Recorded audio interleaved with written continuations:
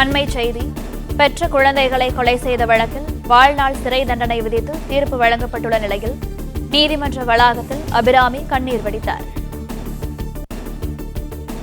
தண்டனை விவரங்களை தெரிந்து கொண்ட அபிராமி போலீசார் பாதுகாப்புடன் சிறைக்கு அழைத்துச் சென்றனர். சிறைக்கு அழைத்துச் செல்லும் போது நீதிமன்ற வளாகத்தில் முகத்தை மூடிக்கொண்டு அபிராமி கண்ணீர் விட்டு அழுதார்.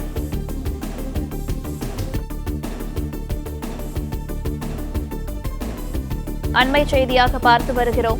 பெற்ற குழந்தைகளை கொலை செய்த வழக்கில் வாழ்நாள் சிறை தண்டனை விதித்து தீர்ப்பு வழங்கப்பட்டுள்ள நிலையில் நீதிமன்ற வளாகத்தில் அபிராமி கண்ணீர் வடித்தார். தண்டனை விவரங்களை தெரிந்து கொண்ட அபிராமியை போலீசார் பாதுகாப்புடன் சிறைக்கு அழைத்துச் சென்றனர். சிறைக்கு அழைத்துச் செல்லும் போது நீதிமன்ற வளாகத்தில் முகத்தை மூடிக்கொண்டு அபிராமி கண்ணீர் விட்டு அழுதார்.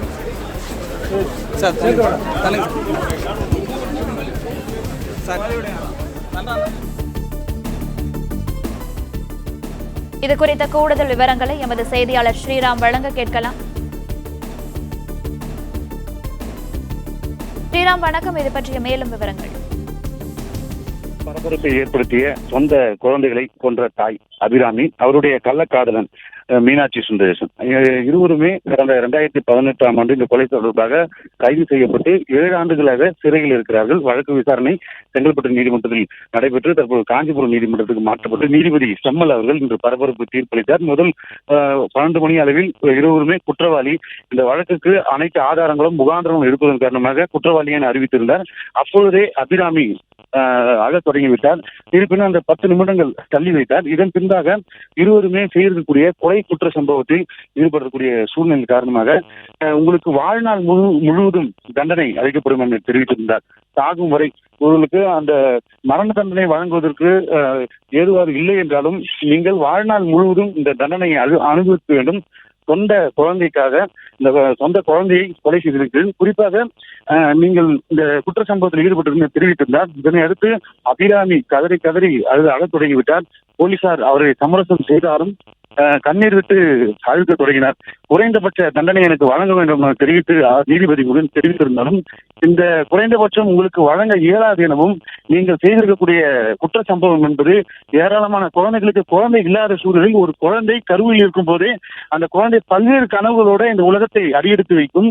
நீங்கள் சீராட்டி பாராட்டி இந்த குழந்தையை வளர்த்தக்கூடிய சொந்த தாயை இந்த ஒரு காம இச்சைக்காக இந்த கொலை செய்ய மிகப்பெரிய குற்றம். உங்களுக்கு மரண தண்டனையை வழங்கலாம், ஆனால் காந்திய வழியில் இந்த மரண தண்டனை எனக்கு வழங்க முடியாத ஒரு சூழ்நிலை. பல்வேறு வழக்குகளை மேற்கோள் காட்டி அதை சுட்டிக்காட்டி இந்த உங்களுக்கு அதிகபட்ச தண்டனையாக வாழ்நாள் முழுவதும், ஏற்கனவே 7 ஆண்டுகள் சிறையில் இருக்கிறீர்கள், மேலும் வாழ்நாள் முழுவதும் இந்த தண்டனையை அனுபவிக்க வேண்டும். ஏகபோக காலங்களில் நீங்கள் சாகும் வரை இந்த தண்டனையை அனுபவித்தே ஆக வேண்டும்.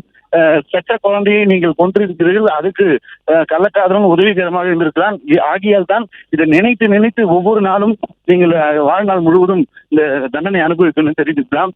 கிட்டத்தட்ட அரை மணி நேரத்துக்கு மேலாக அபிராமி அழுது கொண்டே இருக்கிறார். போலீசார் அவரை சமாதானப்படுத்தி வருகிறார்கள்.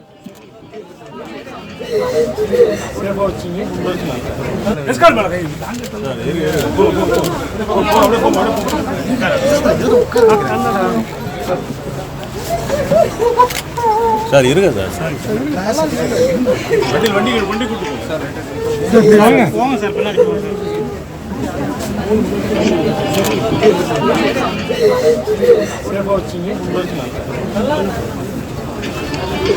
எஸ்கால் மேல கை